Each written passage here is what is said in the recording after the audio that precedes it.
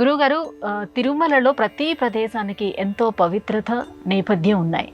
ఇదే నేపథ్యంలో పూలబావి యొక్క ప్రత్యేకత ఏంటో తెలియజేస్తారా?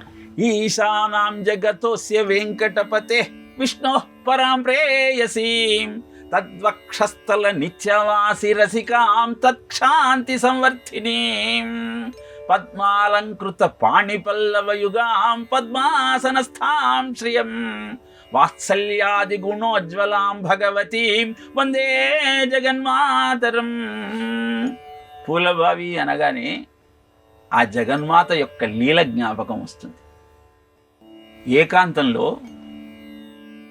శ్రీదేవి భూదేవులతో కలిసి స్వామివారు చర్చించుకుంటున్న సమయంలో తొండమాన్ చక్రవర్తికి ఏదో సందేహం కలిగి హడావిడిగా వారి ఆంతరంగిక ప్రదేశంలోకి ప్రవేశించాడు.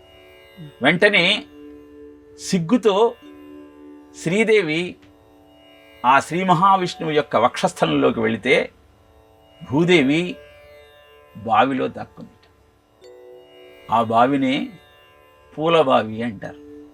ఎందుకంటే శ్రీ మహావిష్ణువు అలంకార ప్రియుడు. నిత్యము అనేక పూలమాలలతో ఆయనను అర్చిస్తూ అలంకరిస్తూ ఉంటారు. ఆ నైర్మల్యాన్నంతా భక్తులకు ప్రసాదంగా ఇచ్చే సాంప్రదాయం తిరుమలలో లేదు. అందుకే ఆ నైర్మల్యాన్నంతా ఈ బావిలో వేస్తారు. ఎందుకు? అదంతా భూదేవిదే కదా, ఆమె యొక్క సొత్తే కదా అన్న ఉద్దేశంతో. అలా స్వామికి సమర్పించిన పూలనన్నింటినీ ప్రతినిత్యము ఏ బావిలో వేస్తారో దాన్ని పూలబావి అంటారు. అద్దాల మేడకు ఉత్తర భాగాన మనకు ఇప్పటికీ ఆ పూలబావి కనపడుతుంది.